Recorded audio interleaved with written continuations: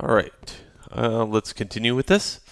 So what I'm going to start doing is, just I don't want to do this whole entire thing on video, especially for the ADD students of today's market. I would say they would probably lynch me to watch this entire thing in its process. So what I'm going to start doing is making a cutoff point on where I want to end up the render. Okay? Because what you'll have to do is render this entire thing. The rendering process starts with this, however. You have to start building forms, looking how those forms interact with each other, and then start thinking, well, how do those forms look with the detail? So in this one, I would say I would have to really, really start cleaning up some of this process. So what I'm going to do is make another file for me, and this one's going to say R for render. Only because I want to be able to go back to my after and do it right. I want to be able to, usually what I'll do is do the entire process, this little tiny area, and go all the way through with that process. Then I will start rendering. And that's if I have the patience to do that. Usually, sometimes, and maybe I'll skip around a little bit also I won't lie, maybe I'll get bored with building forms and say, oh, you know what, I'm going to work on just this little section of the body to see what it looks like rendered out. So if you start doing that, that's not wrong. You're just an artist and you suffer from the same problem I do.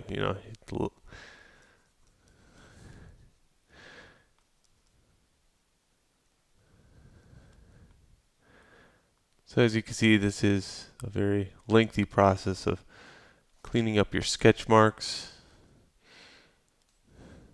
A way to get around this is make a new layer on top of everything and just start redrawing it. But I don't want to do that. I want to just get rid of my sketch marks.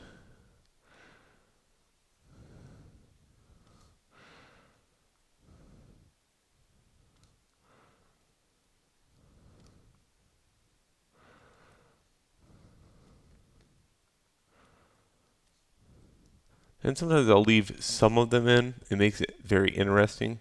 And by the time I render it all out, I'll probably have reached that area and retouched it about 3 times.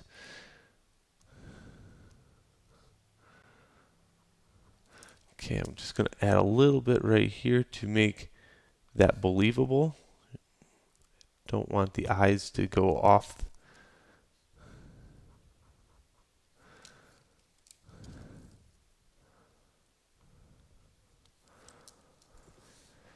All right, now how to start rendering process. Now how much you render, I'm going to leave it up to you too, because let's say I take a really really active role in rendering. I don't know if you're capable of doing that, so I'm not going to. I'll show you how that looks.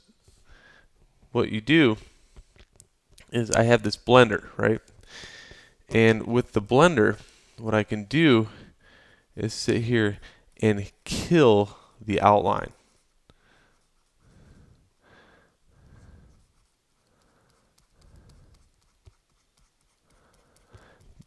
Because there is different stages of blending or different stages of rendering. There's a stage where if you're rendering it for a comic book per se, that would leave the outline, okay?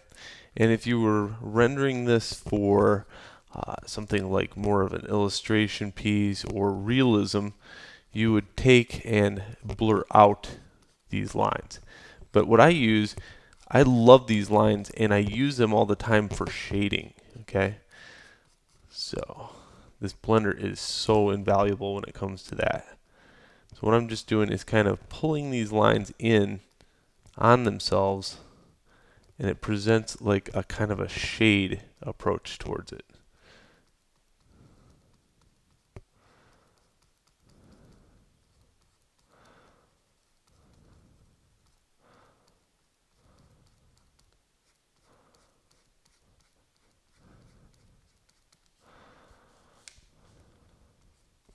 And again, this is a lengthy process too, so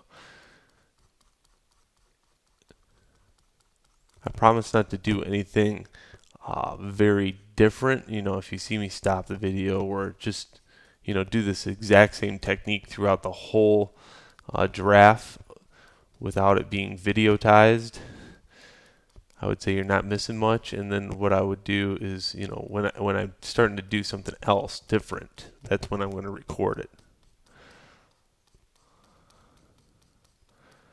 I'll probably record the whole thing anyway, because it's fun to make a playback of it at higher speeds.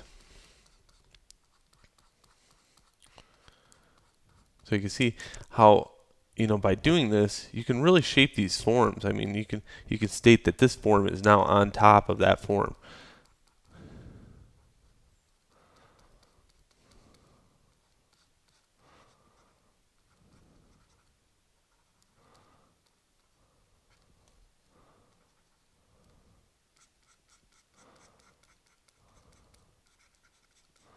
This is so like traditional drawing.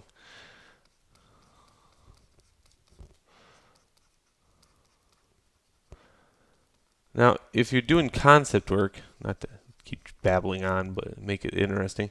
If you're doing concept work, the rate at which you do this is, you know, how you get paid. You know, faster you can do it. So what I'm doing right now is for personal love of just drawing.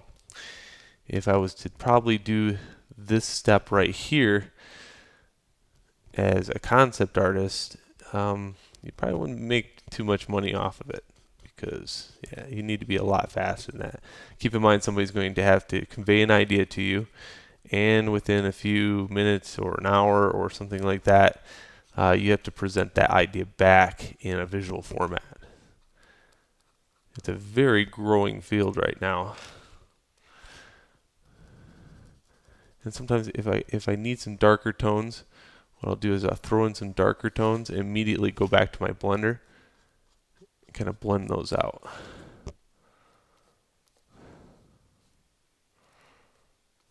So I'll hop between the sketch brush and the blender.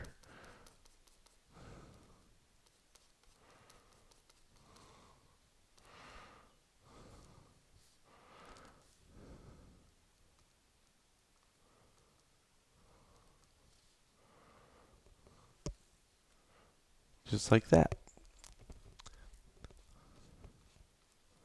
Now in the next video, I start sharpening up this area a little bit using more and more techniques with the tools. So go to the next video.